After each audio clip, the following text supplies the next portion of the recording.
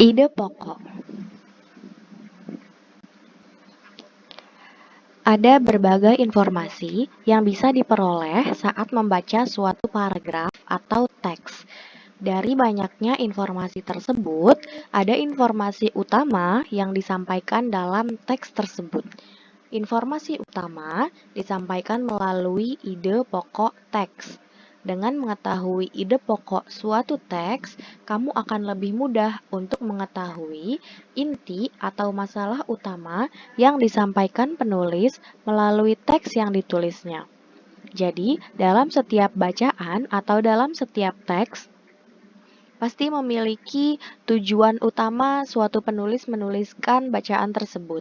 Nah, tujuan utama atau inti dari teks tersebut dituangkan melalui ide pokok. Jadi, dengan mengetahui ide pokok suatu teks, kita jadi lebih mudah untuk memahami paragraf atau bacaan secara keseluruhan. Sebelum kita masuk tentang ide pokok, kita akan membahas dulu tentang kalimat utama dan kalimat penjelas. Di dalam setiap paragraf, selalu terdapat kalimat utama dan kalimat penjelas. Apa itu kalimat utama dan kalimat penjelas? Nah, kalimat utama adalah kalimat yang menjadi fokus atau bahasan utama suatu paragraf. Biasanya mewakili tema atau isi suatu paragraf. Berdasarkan letaknya, kalimat utama ini dibedakan menjadi dua jenis, di awal dan di akhir. Ada kalimat utama yang terletak di awal paragraf, ada kalimat utama yang terletak di akhir paragraf. Kalimat utama yang terletak di akhir paragraf biasanya berbentuk kesimpulan. Ciri-cirinya menggunakan kata jadi. Misalnya, jadi cara menggunakan tripod adalah bla bla bla bla bla. Setelah sebelumnya terdapat kalimat-kalimat yang menjelaskan bagaimana cara menggunakan tripod, di akhir paragraf ditutup dengan jadi cara menggunakan tripod adalah. Nah, kalimat yang dengan kata jadi ini disebut dengan kesimpulan paragraf. Kesimpulan paragraf ini biasanya merupakan kalimat utama. Jadi, kalau dalam suatu paragraf tidak terdapat kesimpulan, biasanya kalimat utamanya terletak di depan. Kebanyakan paragraf, kalimat utamanya terletak di depan, kecuali apabila terdapat kesimpulan di dalam paragraf tersebut. Kemudian selanjutnya adalah cara untuk menemukan kalimat utama. Bagaimana sih caranya kita menentukan yang mana sih itu kalimat utama? Yang pertama adalah bacalah bacaan dengan saksama. Baca bacaan dengan penuh perhatian terhadap bacaan tersebut. Yang kedua, pahamilah setiap kalimat yang dibaca. Yang ketiga, perhatikan topik yang dibahas dalam bacaan tersebut. Yang keempat, dalam paragraf biasanya hanya ada satu kalimat utama. Jadi kalau misalnya kita sudah menemukan satu kalimat utama, jangan bingung-bingung lagi. Berarti itu kalimat utamanya. Kemudian tips dari Ibu untuk menentukan topik biasanya dapat diketahui dengan melihat kata yang sering diulang dalam paragraf tersebut. Kalau ada kata-kata yang sering diulang, berarti kira-kira topiknya itu. Nah, kata-kata yang sering diulang ini disebut dengan kata kunci. Kemudian tips selanjutnya adalah kalimat penjelas, menjelaskan kalimat utama.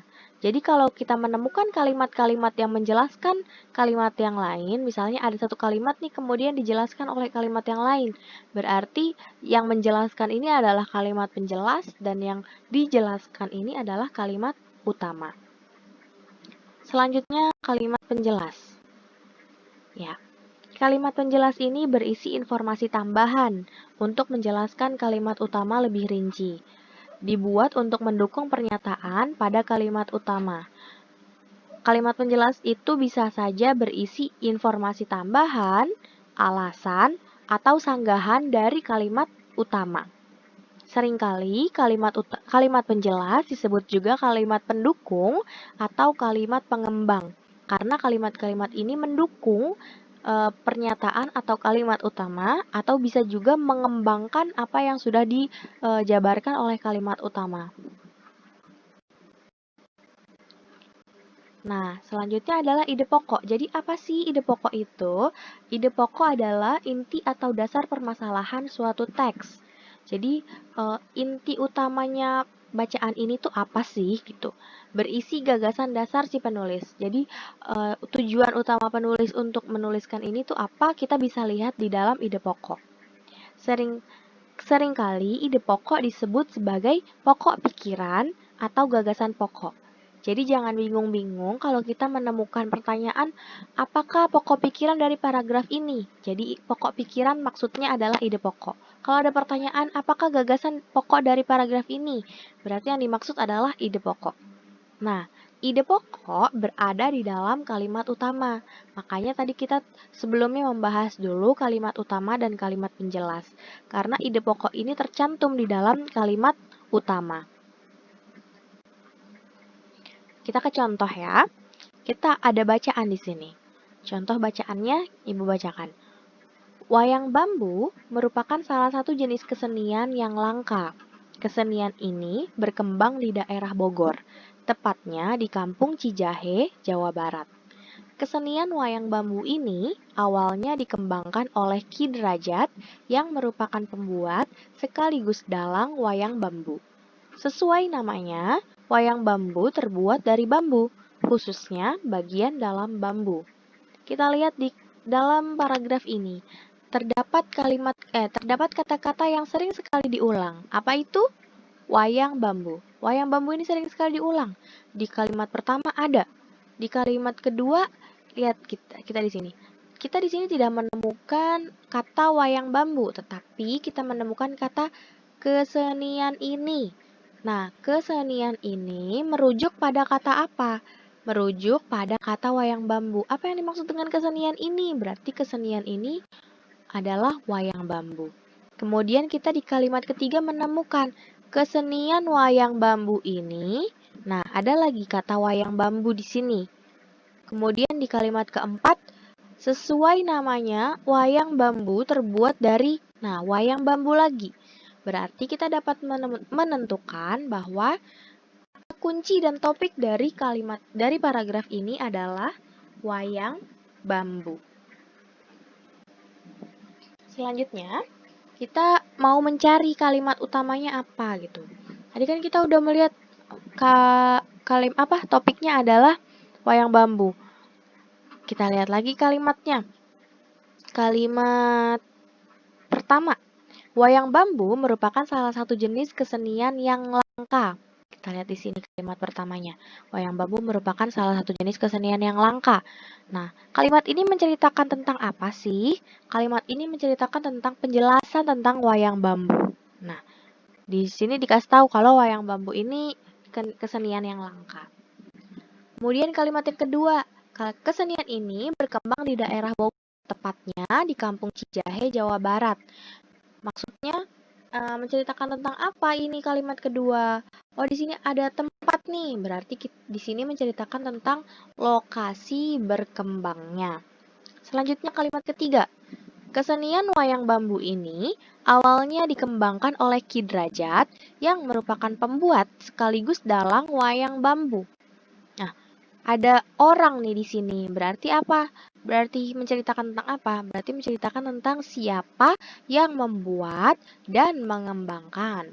Orang yang membuat dan mengembangkan wayang bambu. Kemudian kalimat yang terakhir, sesuai namanya, wayang bambu terbuat dari bambu, khususnya bagian dalam bambu.